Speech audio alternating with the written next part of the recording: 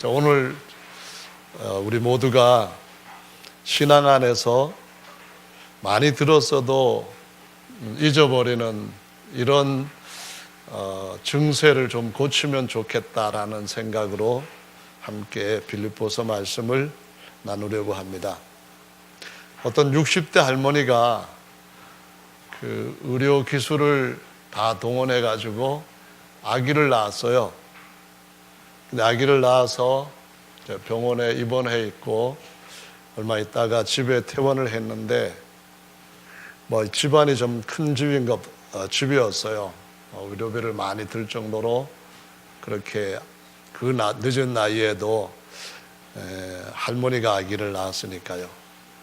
근데 아들을 좀 보여달라고 친지들이 와서 계속 부탁을 하는데 아직은 못 보여준다고 자꾸 거절을 하는 거예요. 몇 번이나 그랬는데도 아직은 안 돼, 나중에 보여줄게, 계속 그렇게 거절을 하니까 온 분들이 한참 기다리다가 언제 보여줄 거냐고 그랬더니 하는 말이 아기가 울어야 돼, 나 어디다 아기를 놨는지 몰라 그랬대요. 우리 건망증 있는 분들은 핸드폰을 어디다 뒀는지 모르는데 핸드폰을 울리면은 저기 있었구나. 안 웃으시는 게 참 이상한데요.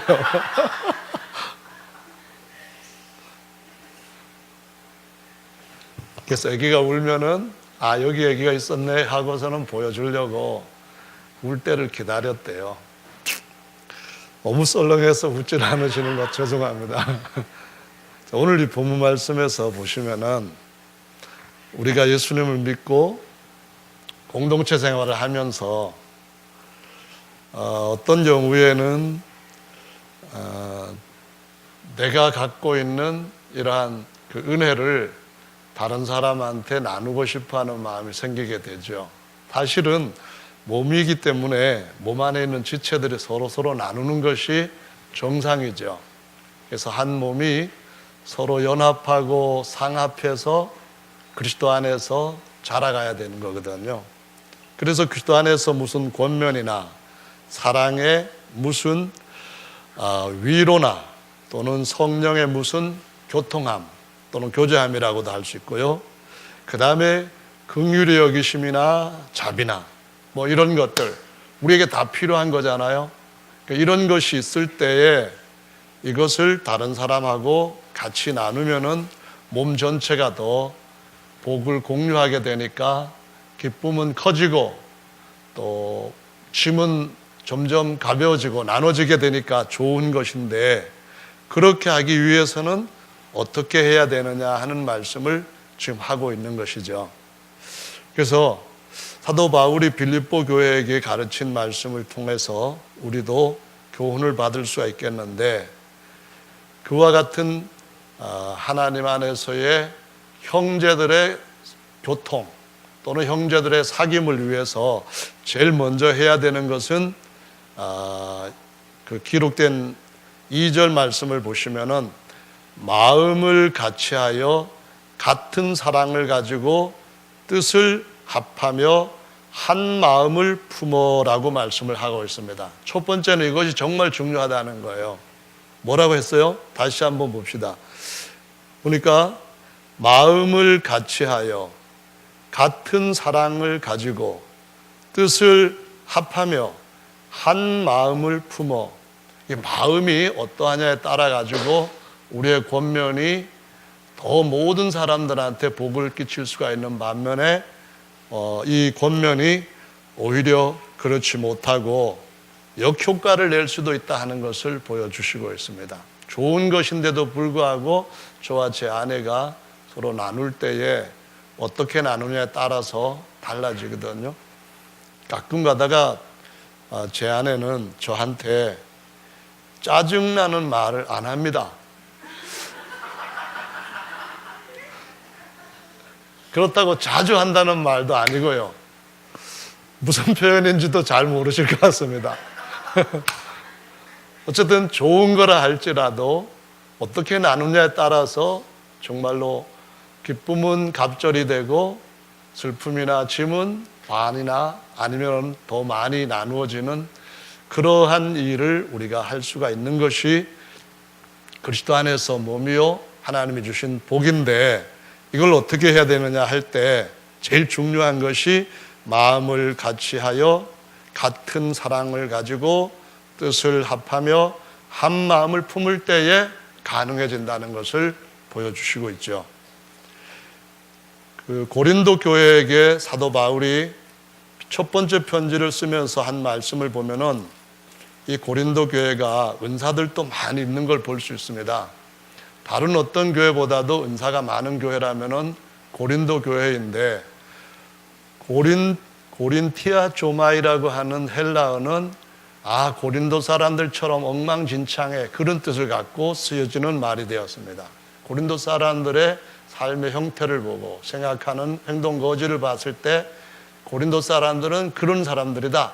그래서 음란하고 악하고 뭐 여러 가지 더럽고 하는 그러한 모습을 고린도란 단어에다가 붙여가지고 고린도 사람 같이 이렇게 사용하게 됐는데, 거기에서 하나님께서 교회를 세우셨는데 이 고린도 교회가 특히 다른 로마 교회나 그 외에 뭐 갈라디아, 에베소 교회보다도 은사에 대한 말씀은 많이 나와 있습니다. 뭐 예를 들면은 고린도 교회에게 12장에 보면은 9가지의 성령의 은사라든가 또 예언을 더 원해라. 나는 다른 사람보다도 너희가 다 방언 말하기를 원하고 특별히 예언을 하라. 뭐 사랑에 대한 것도 다 얘기하고 굉장히 아주 중요한 말씀들을 많이 한 편지가 고린도 교회에게 보낸 편지입니다. 근데 그 고린도 교회도 역시 어떤 문제로 그들의 그 교회의 정통성과 계속된 하나님 앞에서의 성장을 위한 방법을 지속적으로 붙들어야 하느냐 하는 것을 1장 10절 말씀에 이렇게 기록을 하고 있어요. 형제들아, 내가 우리 주 예수 그리스도의 이름으로 너희를 권하노니 다 같은 말을 하고 너희 가운데 분쟁이 없이 같은 마음과 같은 뜻으로 온전히 합하라 라는 말씀을 하고 있습니다. 그래서 이것은 정말로 중요한 것입니다. 아무리 많은 은사가 있고 아무리 많은 주님께서 주시는 권면이나 위로나 사랑이나 성령의 교제나 이런 것이 있다 할지라도 이것들을 몸을 성장시키는 자양분으로 몸을 더욱더 힘차게 키울 수 있는 에너지로 바꾸려고 한다면은 반드시 필요한 것이 마음을 같이하여서 한 뜻으로 온전히 합한 가운데서 그리스도께서 우리에게 보여주신 본을 따라서 나갈 때에 비로소 그것이 가능하다는 것을 가르쳐 주시고 있는 것이죠. 그래서 이 빌립보 교회에게도 그런 말씀을 하면서, 그러면은 그렇게 마음을 같이하고 뜻을 온전히 합하였다면은 그 다음엔 어떻게 하는가 보니까 이렇게 나와 있죠. 아무도 아무 일에든지 다툼이나 허영으로 하지 말고 오직 겸손한 마음으로 각각 자기보다 남을 낮게 여기고 라는 말씀을 하고 있습니다. 마음을 합했으면은 그것으로 전부는 아니라는 거예요. 그 다음에 해야 되는 것은 다툼이나 허영으로 하지 말고 오직 겸손한 마음으로 각각 자기보다 남을 낮게 여긴다라고 말씀하시죠. 겸손이라고 하는 것은 뭔가요? 하나님 앞에서는 내게 있는 모든 것들이 다 하나님의 은혜로 말미암아 내가 되었다. 이것의 생각을 고정하는 것이죠. 내가 하나님 앞에서 자랑할 것이 아무것도 없다. 그래서 난 하나님 앞에 은혜를 더 받았으니까 나 된 것이 이런 은혜로 된 것이고, 은혜로 되었다고 한다면은 내가 다른 사람보다도 우월하다고 하는 생각을 가지거나 내가 더 하나님 앞에서 어떤 좋은 대우를 받아야 된다고 하는 것을 생각하는 것과는 다르다는 것을 보여주고 있다는 말씀이죠. 여러분, 어떤 분들이 영어 가지고 할아버지 할머니도 얘기를 했다는데요. 식당이 영어로 뭐게 그랬더니 할머니가 아이 그것도 내가 물을까봐 영감 그러면서 레스토랑 그랬대요. 그러면 식탁은 뭐게 그랬더니 테이블 그랬어요. 그다음 세 번째 질문이 있는데 그럼 물은 뭘게 그랬더니 뭐라고 대답한지 아세요? 셀프 그런 거예요. 물은 영어로 셀프입니다. 근데 이 프라이드라고 하는 단어가 그 자체만으로는 자존감 또는 자존심 이게 좋은 거예요. 자존심이 없으면은 하나님의 아들로서 어떻게 살아야 될 것인가 하는 정체성도 잃어버리고 방향도 잃어버리고 목적도 잃어버릴 수 있어요. 그런데 이 자존감은 하나님께로부터 우리가 너 존귀하다 하는 하나님에 의한 존중을 받을 때에 하나님에 의해서 내가 여기 있다 하는 것을 알고 그 자리를 지킬 때에 있는 건데요. 그 프라이드 앞에다가 셀프를 붙이면은 무슨 의미가 되느냐 하면은 자만심이 됩니다. 그러니까 내가 나를 스스로 대단한 존재다. 내가 나를 스스로 남보다 우월하다. 남보다 더 낫다. 나는 이걸 잘하는데 저 사람은 못한다. 저 사람 저거를 정말 나보다도 이런 부분에 있어서 미치지 못한다. 이런 생각을 가질 때에 그것은 스스로를 그러니까 셀프 프라이드 하는 것으로서 자기 스스로 자기의 생각, 자기의 지위, 자기의 무엇을 존중하는 것인데 이런 것은 하나님 보실 때에 뭐라고 얘기하는가 하면은 패망의 선봉이다 하는 말이 앞에 뭐가 나오죠? 교만은 패망의 선봉이다 하는 것처럼 천사장 중에 최고의 천사장이 자기가 노력을 해서 천사장의 그런 지위를 얻은 것은 전혀 아니었는데도 불구하고 셀프 프라이드가 되니까 하나님 앞에 하나님을 거역하고 하나님의 뜻을 회방하는 그런 자리에 들어가게 되었다는 거죠.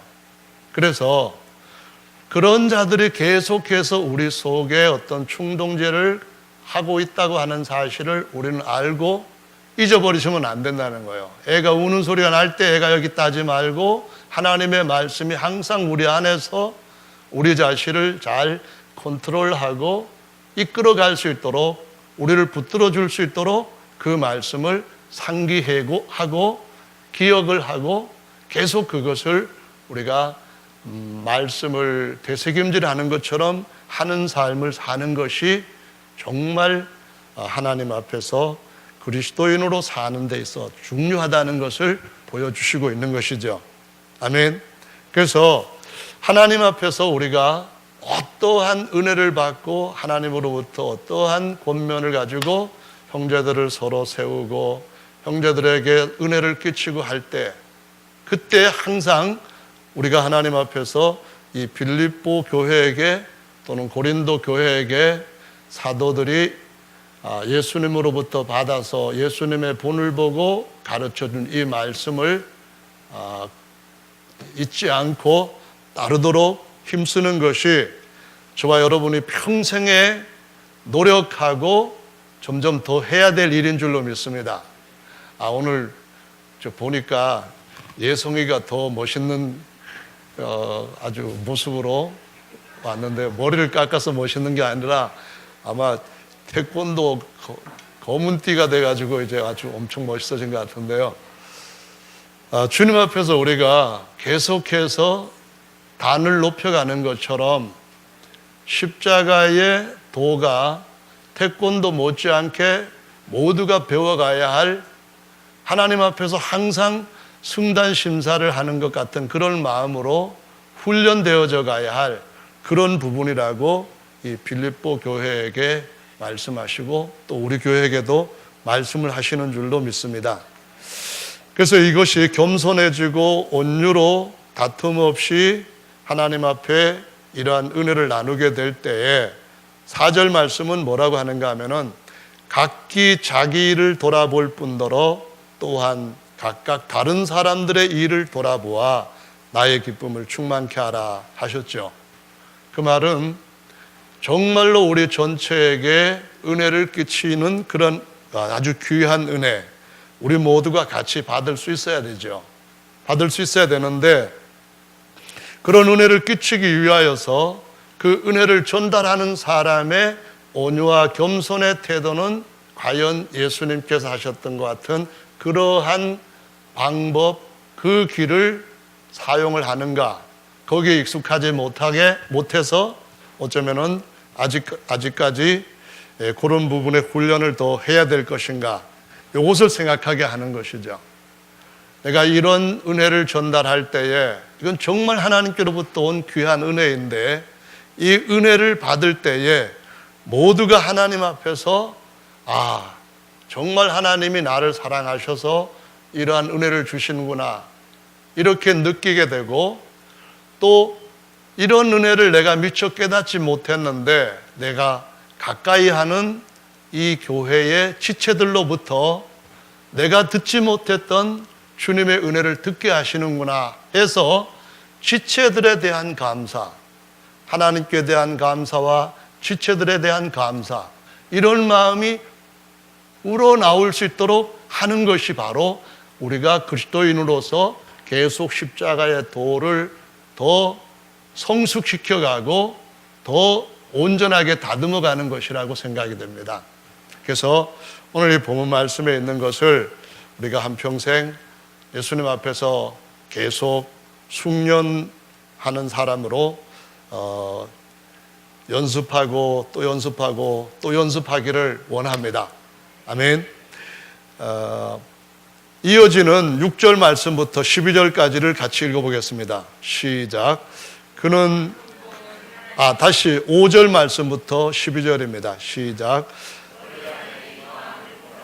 곧 그리스도 예수의 마음이니 그는 근본 하나님의 본체시나 하나님과 동등됨을 취할 것으로 여기지 아니하시고 오히려 자기를 비워 종의 형체를 가져 사람들과 같이 되었고 사람의 모양으로 나타나셨음에 자기를 낮추시고 죽기까지 복종하셨으니 곧 십자가의 죽으심이라. 이러므로 하나님이 그를 지극히 높여 모든 이름 위에 뛰어난 이름을 주사 하늘에 있는 자들과 땅에 있는 자들과 땅 아래에 있는 자들로부터 모든 무릎을 예수의 이름에 꿇게 하시고 모든 입으로 예수 그리스도를 주라 시인하여 하나님 아버지께 영광을 돌리게 하셨느니라. 아멘. 11절까지 일단 읽어보겠습니다. 예수님의 마음을 품는다, 그 말이 우리 모두가 다 같은 마음으로 온전히 합할 수 있는 마음이 되는 거죠. 마음이 중요하다고 하는 것은 하나님께서 예수님의 모형으로 구약에서 다윗을 택하셔서 사용하셨던 사례를 가지고 이전에 있었던 역사를 가지고 이때 예수님께서 아직 오시기 전까지 사람들은 배움을 갖게 하셨고 그 예수님의 모습이 다윗의 모습과 같은 모습이었다가 이 모습이 이제 우리의 모습이 되면서 우리들도 예수님처럼 되려면은 같은 인생을 살았던 다윗처럼 마음이 어떠해야 된다 하는 것을 보여주고 있는 거죠. 하나님께서 다윗을 선택하셨던 이유는 하나님의 마음에 합한 자였기 때문에 선택을 했다고 말씀합니다. 하나님께서 보실 때에 다윗은 정말 하나님의 마음을 닮았고 포개 보니까 일치하기 때문에 이 다윗이야말로 내 아들 예수 그리스도에 대한 그 모습을 보여주는 데에 가장 잘 나타낼 수 있는 사람으로 쓸 수 있겠다. 그래서 쓰셨다는 거죠. 예수님이야 죄 없이 이 땅에 오셨고 특별한 분이니까 우리가 예수님을 어떻게 닮을 수 있느냐 잘 몰라요. 그렇지만은 다윗을 볼 때에 그는 실수도 했고 또 하나님 앞에 엄청난 약속도 받아서 정말 승리한 사람이라는 것을 보여주니까 우리는 다윗보다도 또 하나 다른 하나님의 은혜로 성령으로 거듭난 사람이니까 다윗보다 더 좋은 삶을 살 수 있겠다. 이러한 믿음과 기대를 가지고 그 기대가 그대로 헛된 것으로 끝나지 않고 삶 가운데 이루어지게 하기 위해서 우리 마음을 하나님의 마음, 그리스도의 마음에 합한 자로 살려는 이 삶을 지켜야 되겠다는 거예요. 더 신실하게 힘써서 배워야 되겠다는 거예요. 그래서 너희 속에 그리스도의 마음을 품으라고 말씀하신 것이 그것이잖아요. 이 품은 말씀이 점점점 우리 삶 가운데서 터지고 충만해져서 자연스럽게 비워졌던 곳에 그것이 채워지고 넘쳐나게 될 때에 밖으로까지 사람한테 그리스도의 향기로 냄새 맡아질 수 있는 삶이 되도록 해야겠다. 그러기 위해서는 마음을 그리스도의 마음으로 품으라 라고 말씀하고 있는 거죠. 그분은 어떤 분이냐면은 하나님의 본 존재의 형상이시라는 겁니다. 하나님의 그 본 존재의 형상이신 그분이 하나님과 동등되이 여김을 받으려고 오신 것이 아니라는 겁니다. 우리와 비교하면은 정말 비교하는 자체가 신성모독이에요. 그러한 예수님이 하나님과 동등한 대우를 받아야만 합당하신데도 불구하고 그런 모습을 다 벗어버리고 오히려 종의 형상을 입고 이 땅에 오셨다고 말씀을 하시고 있는 거죠. 그래서 정말 그리스도의 마음을 품는다고 하는 것은 무엇을 의미하느냐 하면은 자기 자신이 하나님으로부터 받아가지고 있는 그 어떤 것을 인식하는 그것부터 비우는 작업을 해야 된다는 거예요. 남들과 비교해서 우월의식이 어디에서 오느냐 하면은 나는 내가 가지고 있는 것이 내 것이라고 하는 생각에서 오는 거예요. 하나님으로부터 온 것이라고 생각하지 않기 때문에 올 수 있는 거예요. 그런데 우리는 하나님으로부터 온 것만을 받아가지고 그것만이 우리를 키울 수 있는 그리스도의 사람이 되게 하는 양식이라고 믿고 있는 사람들이에요. 그렇기 때문에 하나님으로부터 온 무슨 권면이나 교제나 위로나 사랑의 그 어떤 것이든지 우리 지체들한테 공급하기 위해서는 그러면은 어떻게 되는가 하면은 내 것이라고 하는 것을 먼저 비우는 작업을 해야 된다는 겁니다. 예수님이 하나님의 본 존재인데도 불구하고 싹 비우시고 나사렛 촌사람으로 사람들 앞에 나타나시니까 오히려 그 당시의 사람들이 자기들보다도 엄청 못난 사람으로 받아들일 수 있었던 겁니다. 어느 면에서는 그것이 인간들에게 있는 잘못된 아주 못된 그 복을 걷어찰 수 있는 해악이지만은 하나님께서 우리에게 하나님의 교회와 그리스도의 지체를 세우는 데 있어서는 꼭 보여주셔야 할 그러한 방법, 그 길로 주께서 오셨다는 말씀입니다. 성막에서 사람들이 있는 그 물두멍을 지나가지고 사람들이 있는 죄악의 자리인 십자가의 로마 최고의 처형받는 자리까지 내려오기 위해서는 성막을 보면은 오직 그 한 길밖에 없다는 것을 보여주시고 있는 것입니다. 우리가 하나님 앞에서 하나님의 은혜를 나누는데 예수님을 닮아서 나누는 겁니다. 내게 있는 것은 다 아버지께서 주셨다고 하시면서 예수께서 오셔서 아버지의 것을 준다는 말씀을 계속 강조하시면서 끝까지 자기 자신의 모든 것을 우리에게 선물로 주시기까지 하셨다고 말씀을 하는데 선물이란 말이 은혜의 선물로 은사입니다. 주님이 은사를 우리에게 주셨던 방법처럼 이제는 예수님의 몸의 지체가 된 우리 모두가 우리 형제들 각각 모든 마음속에 은사, 하나님의 은혜를 끼치기 위해서는 오직 이 길밖에는 없다는 것을 보여주시고 있는 겁니다. 첫째 뭐야 됩니까? 비워야 됩니다.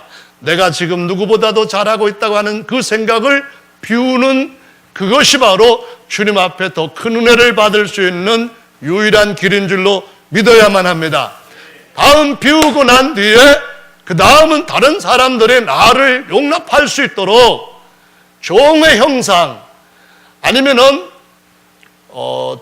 종들이 입는 그 복장으로 우리 자신을 바꿔 입어야만 된다는 것입니다. 우리 교회에 어떤 분이 오실 때에 그분을 대하는 것이 우리한테 다 모든 사람한테 쉬운 일은 아닙니다. 이 특별히 은사가 있는 분들은 그건 정말 하나님 앞에서 잘 하시는 건데요. 예를 들어서 우리 수원교회 형제 자매님들이 교회에 오셨을 때에 아시는 분들은 거의 없습니다. 그러면은 본인이 누구를 찾아가가지고 얘기를 걸고 이렇게 하는 것도 그것도 그렇게 쉬운 일은 아닙니다. 이럴 때에 정말 다른 사람한테 가까이 다가갈 수 있는 사람은 어떤 사람입니까? 자기 자신을 비우고 종의 옷을 입고 그 사람을 찾아가는 사람이 가까이 할 수 있는 사람입니다. 예를 들어서 외부에 어떤 손님들이 오셨을 때에 저도 그렇고 우리 모든 형제님들도 이런 생각을 하기가 쉽습니다. 나는 목사로서 대우를 받아야 되는데 혹시 그런 대우를 못 받으면 어떡하나? 이런 생각 물론 없을 수도 있습니다. 나는 목사로 이번에 인정하고 알고 있는데 내가 혹시 실수해가지고 목사의 체면이 깎이면 어떡하나? 이런 생각 할 수 있지만 물론 그럴 수도 있지만은 좋은 것은 아닙니다. 또 어떤 경우에는 내가 실수를 하지 않을지라도 내가 과연 저에게 뭘 줄 수 있을까? 줄 수 있는 것이 나한테는 준비된 것이 없으니까 같이 만나는 것 자체가 부담으로 느껴질 수도 있습니다. 물론 그럴 수도 있지만은 좋은 것은 아닙니다. 가장 좋은 길은 뭡니까? 내가 목사이든 내가 집사이든 내가 이 교회에서 어떤 자리를 차지하고 있든 간에 그 모든 것들을 일단은 비우는 겁니다. 은사를 나누기 위해서는 비우고 그 다음은 그 사람에게 섬기는 복장으로 갈아입고 가는 것입니다.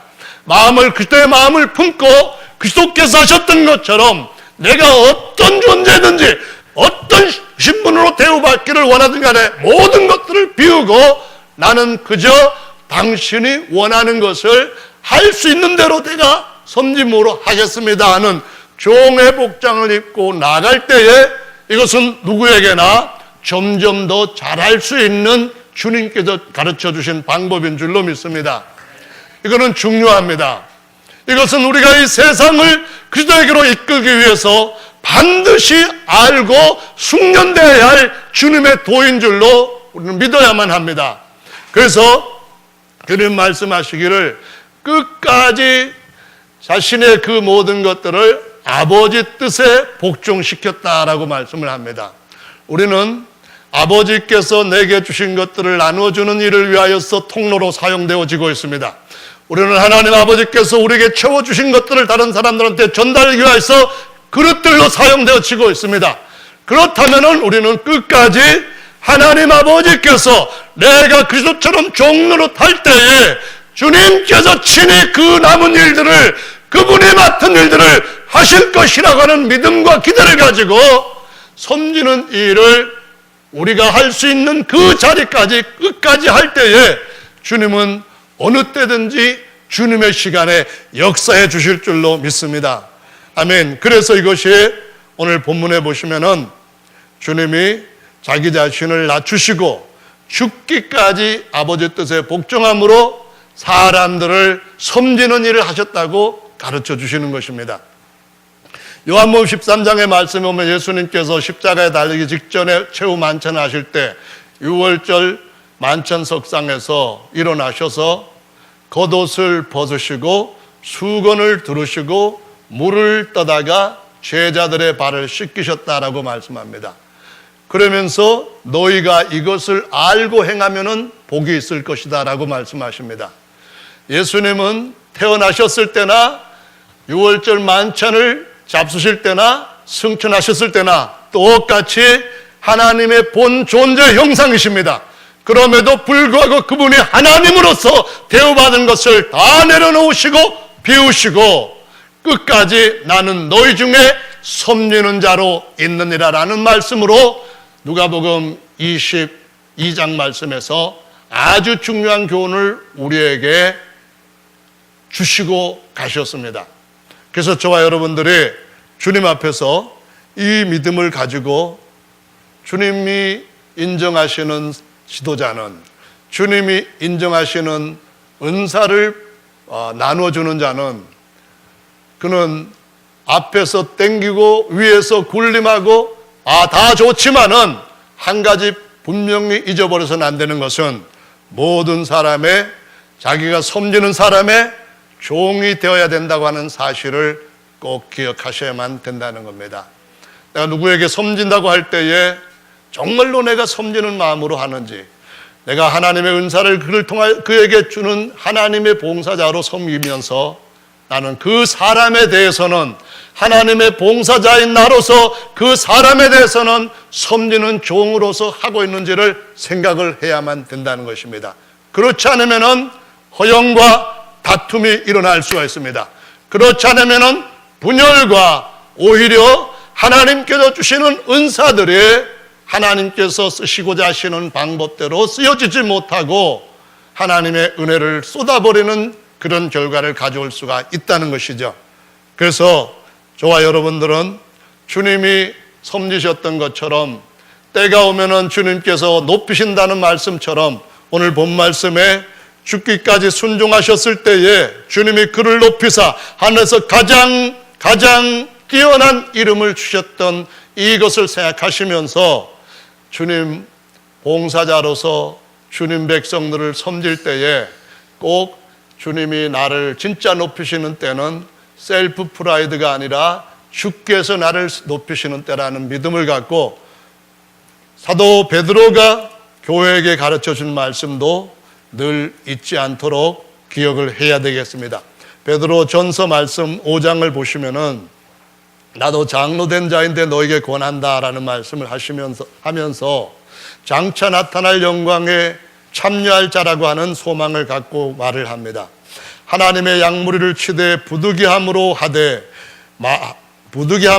말고 오직 하나님의 뜻을 쫓아 자원함으로 하며 더러운 일을 위하여 하지 말고 오직 즐거운 뜻으로 하며 맡기운 자들에게 주관하는 자세를 하지 말고 오직 양무리의 본이 되라. 그리하면은 목자장이 나타나실 때 시들지 아니하는 영광의 멸관을 얻으리라. 젊은이들아, 이와 같이 장로들에게 순복하고 다 서로 겸손으로 허리를 동이라. 하나님이 교만한 자를 대적하시되 겸손한 자들에게 은혜를 주시느니라. 그러므로 하나님의 능하신 손 아래에서 겸손하라. 때가 되면 너희를 높이시리라. 너희 염려를 다 주께 맡겨버리라. 이는 저가 너희를 권고하심이니라.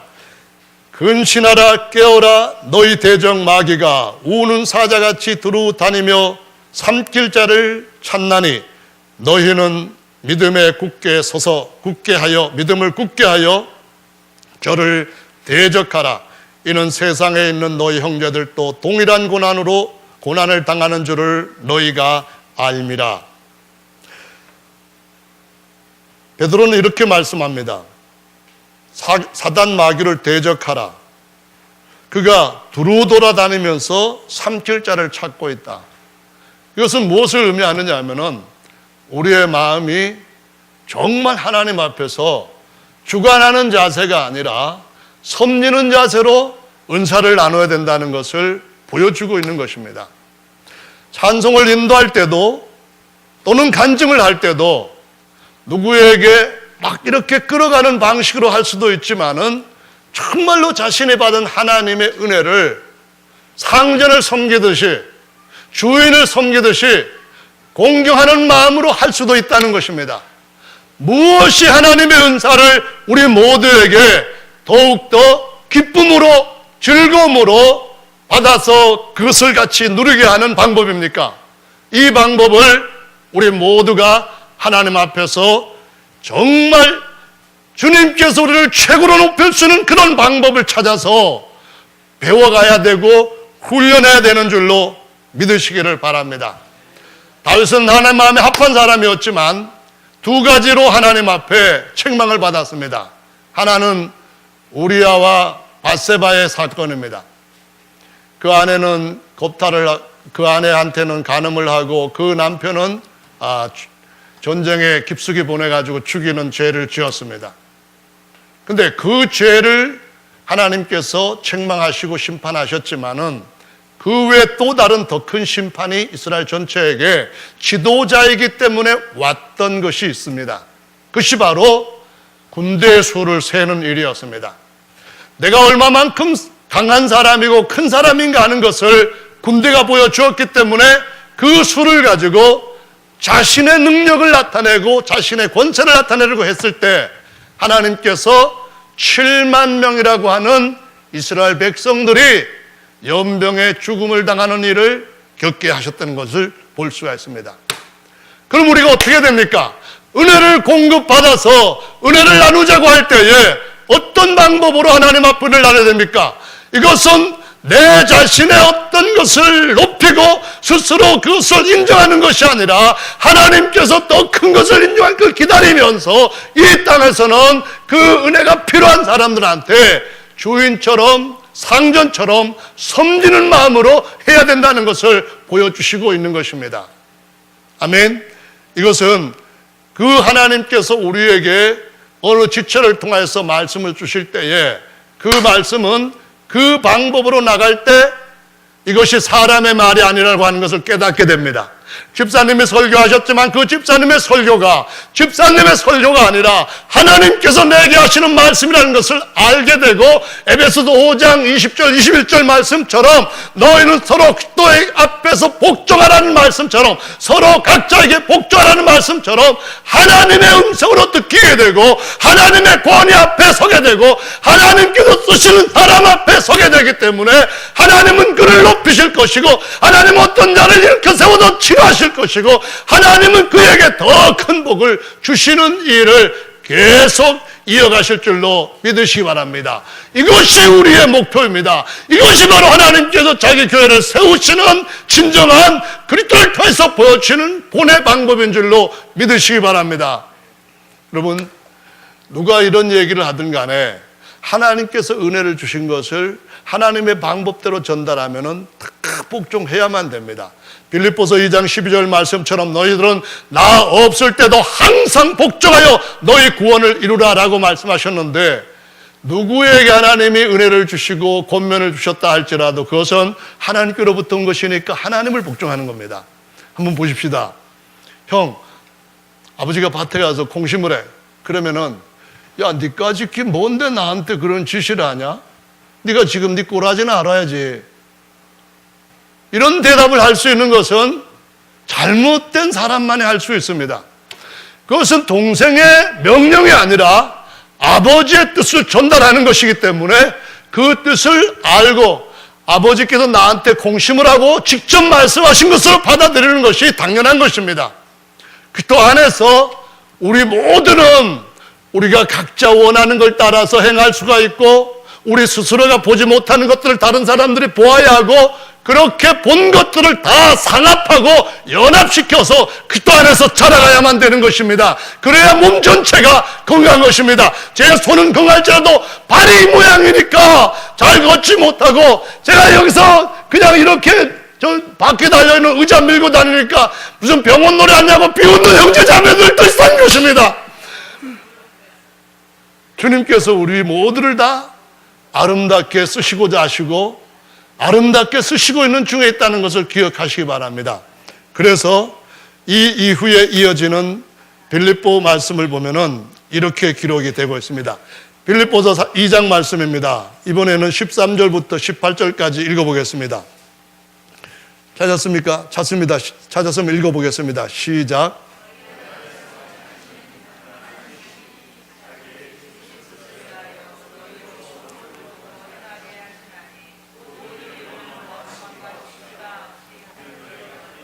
이는 너희가 흠이 없고 순전하여 어그러지고 거스르는 세대 가운데서 하나님의 흠없는 자녀로 세상에 그들 가운데 빛들로 나타내며 생명의 말씀을 밝혀 나의 다름질도 헛되지 아니하고 수고도 헛되지 아니하므로 그리스도의 날에 나로 자랑할 것이 있게 하려 함이라.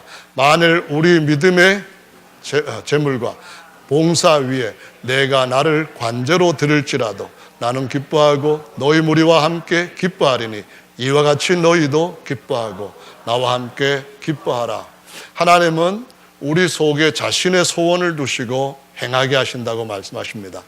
그래서 우리 모두가 그분의 소원을 따르면은 우리 속에 모든 것들이 더 잘 되고 그 뜻을 이루어질 때 하나님의 의를 따를 때에 먼저 그 나라와 그 의를 따를 때 다른 모든 것들도 더해 주시는 복을 함께 누릴 수 있다는 것을 말씀하시고 있는 것입니다. 그래서 세상 사람들과 다르게 교회는 교회다워야 됩니다. 세상 사람들과 다르게 교회 지도력은 교회 지도력 다와야 됩니다.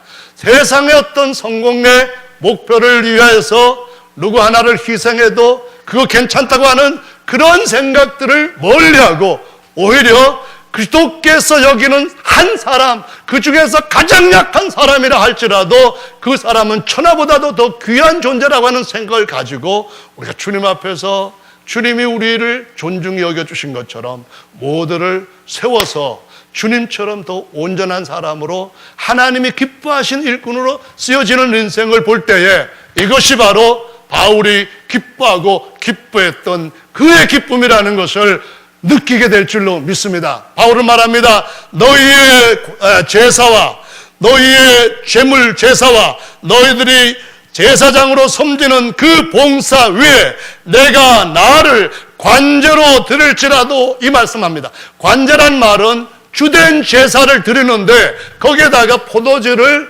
그냥 엑스트라로 갖다가 부어드리는 제사입니다. 주된 제사는 다른 사람이 다 드립니다. 주된 제사들은 다른 형제들이 다 잘 드리고 있습니다. 찬양도 잘 드리고 있고 섬김도 잘 드리고 가르치는 것도 잘 드리고 다 잘 드립니다. 그런데 그 중에서 나한테 어느 한 가지 작은 그리스도의 교제와 그 섬김의 위로와 사랑 이런 것들이 와서 그것들로 나를 다른 일 봉사하게 할 때에 다른 형제들이 더 크게 하나님 앞에 쓰임 받는다 할지라도 나는 조그마한 걸 받는 사도라 할지라도 나는 조그맣게 섬기는 조그맣게 인정받는 그런 자라 할지라도 나는 형제들의 그 주된 섬김과 주님이 받으시는 것에 대해서 기뻐하겠다 이 말씀을 하는 겁니다. 그러면 이런 마음을 가진 사람을 하나님이 그냥 방치하겠습니까? 겸손하게 하나님 앞에 온유로 그들 닮아가는 사람을 하나님께서 외면하시겠습니까? 하나님께서 더 위대하게 쓰실 수 있다는 것을 기억하시기 바랍니다. 우리의 마음을 살피시는 하나님이십니다. 우리의 마음을 늘 보시면서 복 주시고 은사 주시기를 기다리시는 하나님이시라는 것입니다. 그래서 우리가 하나님 앞에서 우리 모두에게 하나님의 선한 뜻을 주시고 이루어 가신다는 걸 생각하면서 하나님, 제가 정말로 그리스도처럼 섬김으로 주님께서 저에게 은혜를 베푸신 것처럼 누구에겐가 은혜를 베풀 수 있는 사람이 되게 해 주십시오. 저는 정말 그렇게 빛의 아들로 주님 섬기기를 원합니다. 이런 마음을 늘 기도 가운데서 갖고 하나님 앞에 나가야 된다고 생각을 합니다. 마태복음 16장은 교회를 세우시겠다고 하는 예수님의 말씀으로 나와 있습니다.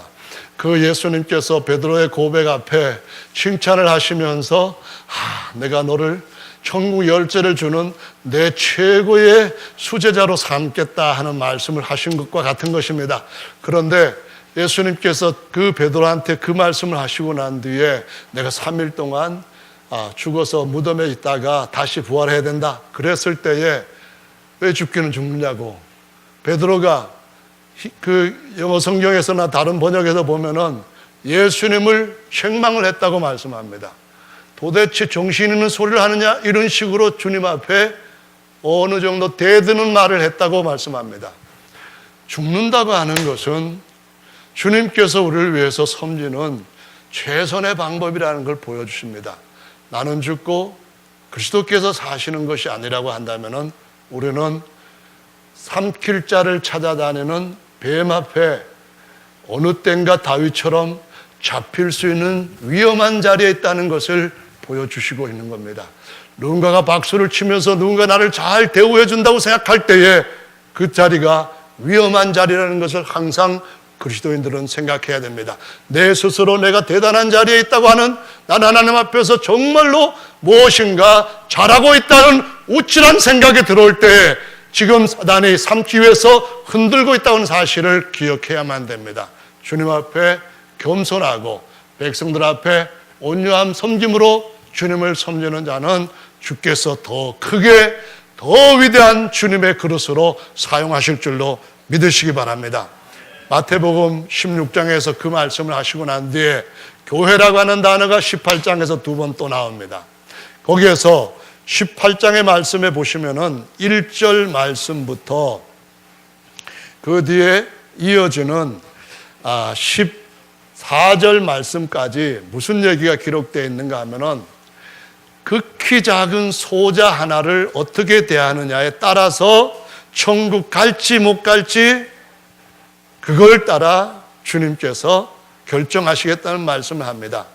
어린아이처럼 자기를 낮추는 자가 천국에서 큰 자라는 말씀을 하고 있습니다. 정말 내가 하나님 앞에서 은사를 받아서 이런 일에 대해서 리더십을 갖고 있는 사람이라고 생각할 때에 그는 그 자리에서 하나님 앞에 진짜 그와 같이 지켜야 할 자리는 섬기는 자요, 다른 자를 나보다도 낮게 여기고 내 스스로 우월하다고 생각하지 않고 저 사람이 나보다도 뛰어나다고 하는, 저 사람이 나보다도 하나님 앞에 사랑받아야 된다는, 저 사람이 나보다도 하나님 앞에 인정받아야 된다는, 저 사람이 나보다도 하나님 앞에 더 귀하게 쓰임받아야 된다고 하는 그 생각으로 우리의 마음을 비우고 우리의 겉옷을 바꿔 입을 때에 주님께서 그를 위해서 큰 자가 되게 하시는 반면, 지극히 소자 하나라도 실족하게 한다면은 목에다가 연자맷돌을 걸고 어떻게 한다고요? 깊은 바다에 빠뜨려야 된다는 말씀을 하시고 있습니다.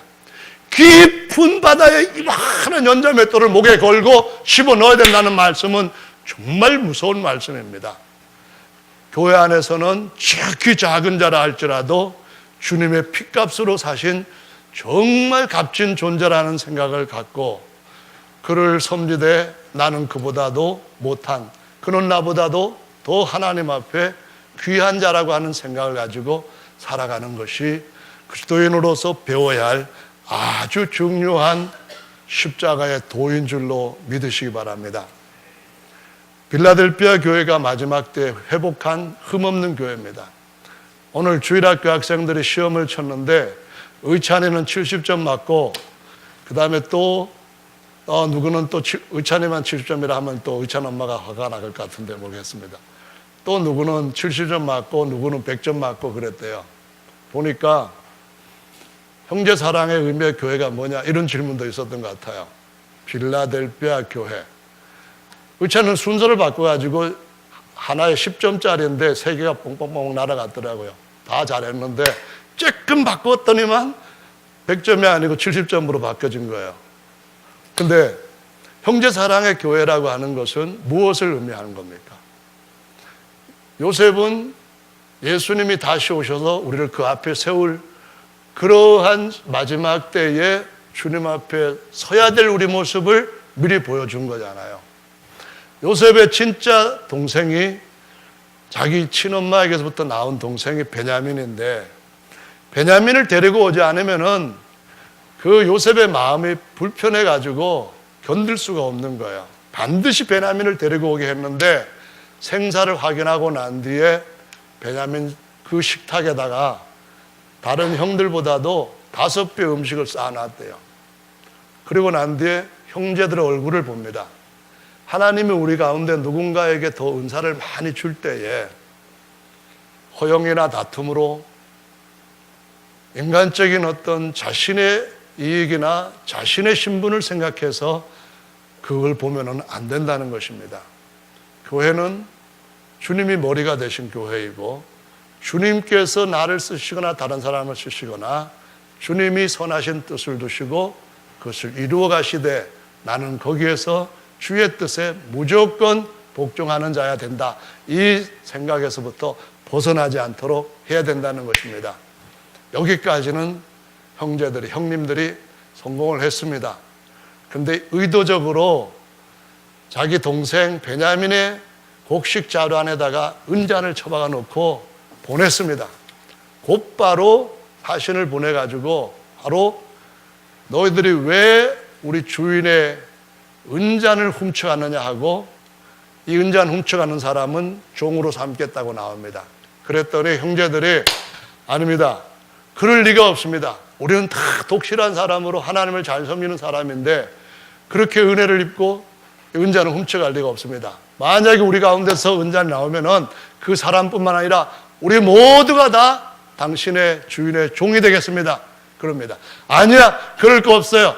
이 한 사람만 종이 되면 되고 당신들은 혐의가 없으니까 그냥 가면 됩니다. 이렇게 하는데도 불구하고 형제들이 다 따라옵니다. 베냐민 자루에서 나왔을 때에 그들 모두가 다 내 대신 베냐민을 낳아주세요 합니다. 저 동생이 없으면 우리 아버지가 상심해서 돌아가십니다. 그러니까 저 동생 제발 좀 낳아주세요. 생각해 보십시오. 혐의를 그거 자기가 훔친 것이라고 베냐민이 아무리 얘기해도 마음이 그렇게 보지 않는 형들이라고 한다면은 이 자식 거짓말을 해도 지금 어느 때인데 이런 거짓말해서 우리 모두를 그냥 사경에 빠지게 하냐면서 때리거나 욕하고 막 그랬을 겁니다. 그런데 그 모습이 전혀 그렇지 않았습니다. 우리는 다 약합니다. 우리는 다 부족합니다. 약하기 때문에 누군가는 더 누구로부터 붙들어줘야 되는 도움이 필요한 사람입니다. 우리는 다 부족하기 때문에 손이나 발이 다른 지체가 하지 못하는 것들을 공급해 줘야 될, 그래서 공급을 받고 같이 살아야 될 몸입니다. 그런데 그 몸에서 어떤 병이 생기거나 이상이 생기거나 혐의가 생길 때에 베냐민에게 형들이 어떻게 대했는가 하는 것을 잊어서는 안 됩니다. 그 베냐민이 복을 받았을 때도, 그 베냐민이 혐의를 당하였을 때도 여전히 마음을 하나로 하고 뜻을 합하여서 하나님 앞에 아버지께서 내게 원하시는 것이 무엇인지, 내가 그 자리에서 죽어야 한다면 죽겠다고 하는, 내가 누군가를 대신 일으켜 세우고 그를 풀어주기 위해서라면 내가 그 자리에 들어가서 내가 대신 욕먹고 내가 대신 집배듭을 당하고 내가 대신 뭔가 그가 해야 될 것을 할 수 있는 만큼 하겠다고 하는 이 정신으로 우리가 자라갈 때에 바로 빌립보 교회와 같이, 빌라델피아 교회와 같이 주님 앞에 아름다운 교회로 주님을 맞이할 수 있게 될 줄로 믿습니다. 우리 사랑하는 형제자매 여러분, 여러분들은 정말 하나님 안에서 대단한 존재들입니다.